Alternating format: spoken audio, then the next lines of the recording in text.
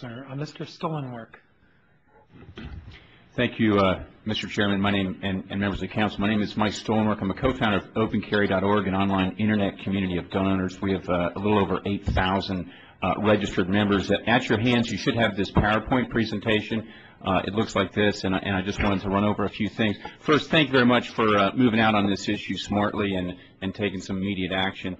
We are very happy with the Heller decision, and as are most gun owners.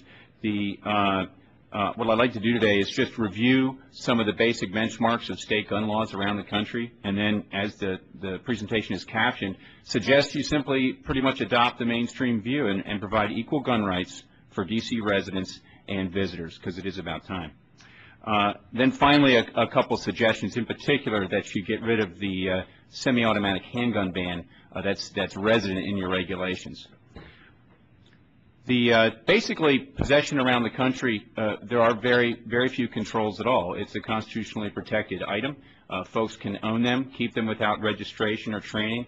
It's kind of an oxymoron if we're going to have a right and require it to be registered, licensed, and mandatory training. Pretty much anyone 18 years old or older can own a handgun, and there's typically no restrictions on magazines. So that's the way it is in most states, and I think everybody knows that. The next slide, just real quick, machine gun ownership in most states. There's only about 7 or so where machine gun possession is unlawful. Otherwise, obviously, everyone needs a tax stamp from the ATF to own a machine gun under federal law, and that's pretty much the way the country is. Age to open carry a loaded handgun is typically 18, sometimes lower, sometimes higher around the country, and that's the age to open carry it, which you can do in most states without any license at all, which is the next slide, and that is the open carry of loaded handguns. You know, in our great cities like Pittsburgh, Cincinnati, and Seattle, no license is required to open carry a handgun in town, and we don't have serious problems with that, and that's the case in most states. There are some states that require a license, sort of an all-purpose conceal or open carry license. That's an option. I think that eventually is going to be tested constitutionally. And finally, there are a few states that ban it. Of course, there is that footnote in the opinion inviting incorporation. Moving on to concealed carry, what does it look like? Well, basically, almost every state allows concealed carry except for 2 states, and most of those states have a licensing system that basically says if you qualify, you get it. And I think, as the opinion says, concealed carry is the privilege. It's not a constitutional right. Open carry is the right, but your constituents are going to want that privilege to conceal carry. They're going to want to be able to put their coat on when they go shopping.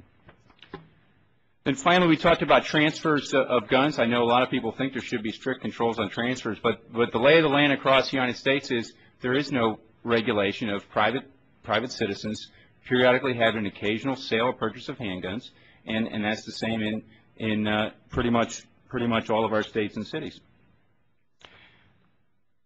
And so that really brings us down to the key points. One is that you move out swiftly, and I think on an emergency basis, and repeal the ban on keeping a handgun in your home. I know there's concern about trigger locks, and I suggest that you forget about trigger locks and instead think safe storage on the one hand versus securing the gun when it's ready for use for immediate self-defense. How do you secure a gun? While you're walking around your house, well, it's either in a proper holster or it's in an easy access gun safe. Take a look at gunvault.com. They're about $100, and this is the way I think you should approach that.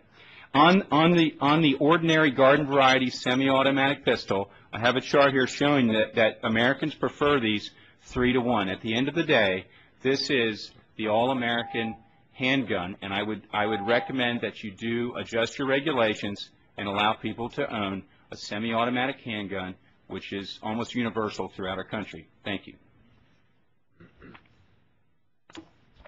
Thank you, each of you, for your testimony.